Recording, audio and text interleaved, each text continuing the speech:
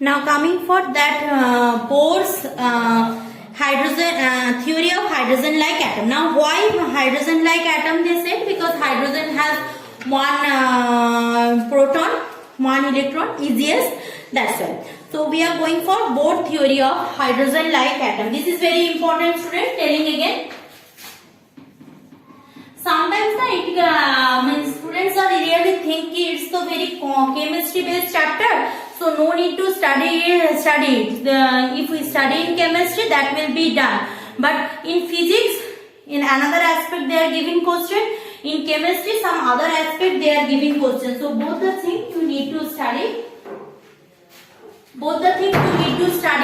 So for physics, what I am giving, this is for entirely for physics. So Bohr theory of hydrogen atom, like atom. Bohr theory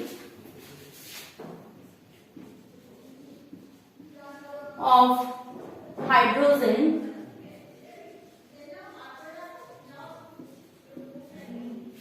like atom. Bohr's theory of hydrogen like atom. Let's see what they want to say.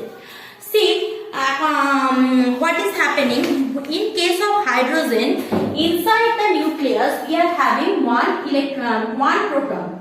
Suppose Z is the proton, and we know that charge of electron and charge of proton are same, so we are telling it ZE.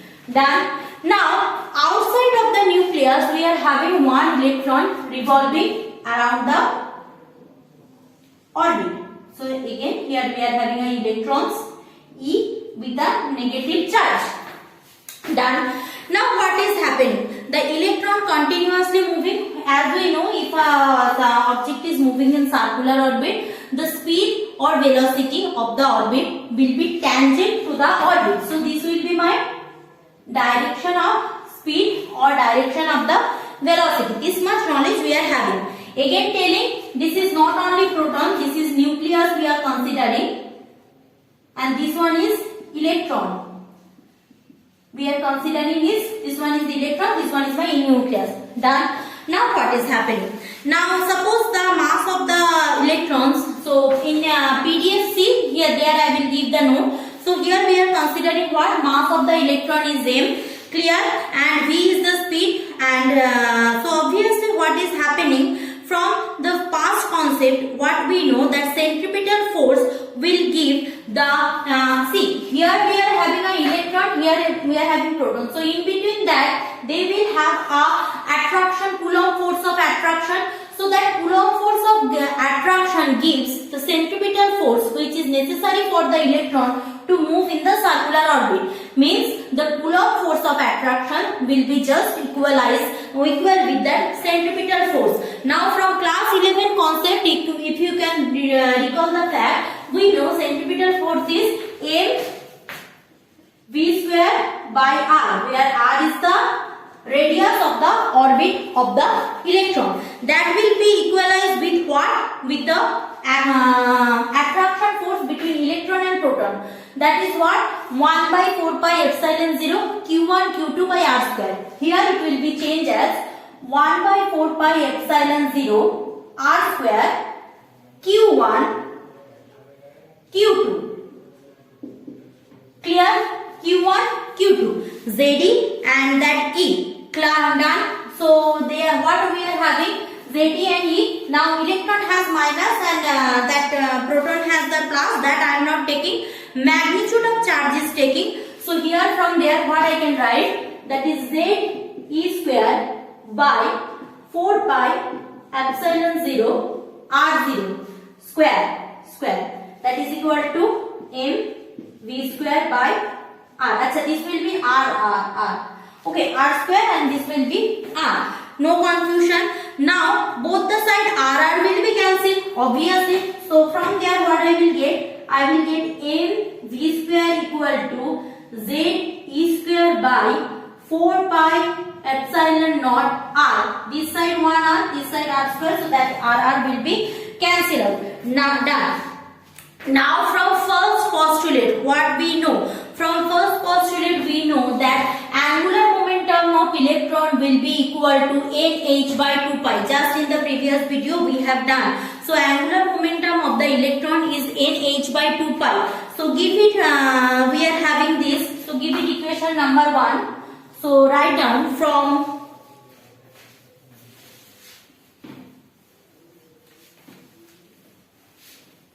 first Bohr's postulate. From first Bohr's postulate we know what? MV equal to NH by 2 pi. MV equal to NH by 2 pi. Done. That much knowledge we are having. So from there, what we are having? Here we are having MVR and here we are having MV square. Clear? So if I want that only that R square, if I want, means here so we are having MV square. So what I need R. So what we can do? Here we are having MVR and NH by 2 pi. So these are the common factor here. Only the extra thing is there. Here extra velocity, speed we are having. So we need to equalize that. So what I can write, if I am equalizing these two equations, we are having mv square, here we are having mv. So what we can, it can be written as mv equal to nh by here we are having equation 1 side by side, where we are having mv square equal to z is square by 4 pi epsilon 0 r, and in the left hand side you can see mv equal to nh by 2 pi r.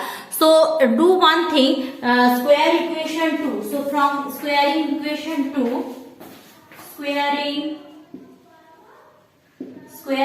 equation 2, what we are having, m square v square equal to n square h square by 4 pi square r square. Done. And equation 1 we are having. So give it equation 3. Achha.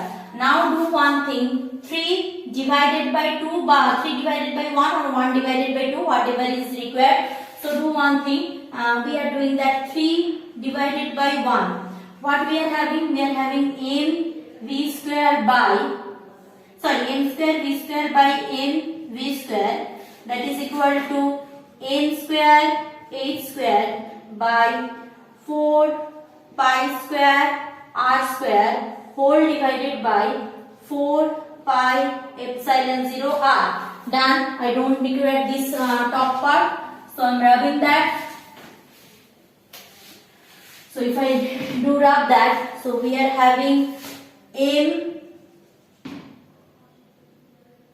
equal to, because v square cancel out, 1m will be cancelled out, that will be n square h square by 4 pi square r square into 4 pi epsilon 0 r by, I have left something.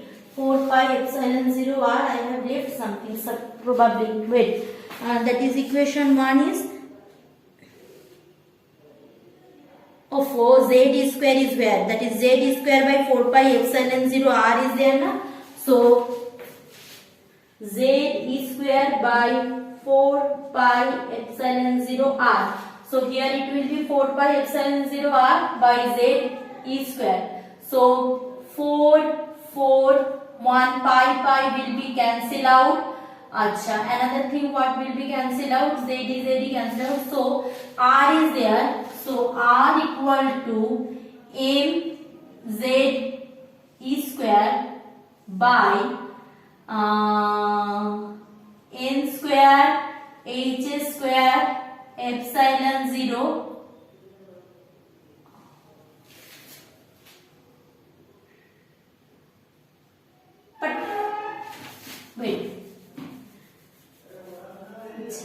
r we are having.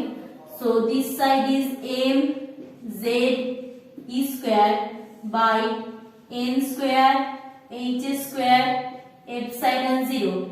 N square h square epsilon 0 came here. That is equal to 1 by r, and here we are having 1 pi. Done. So just reverse that. R equal to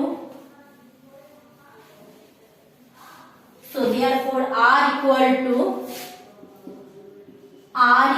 to n square h square epsilon 0 by m z e square pi.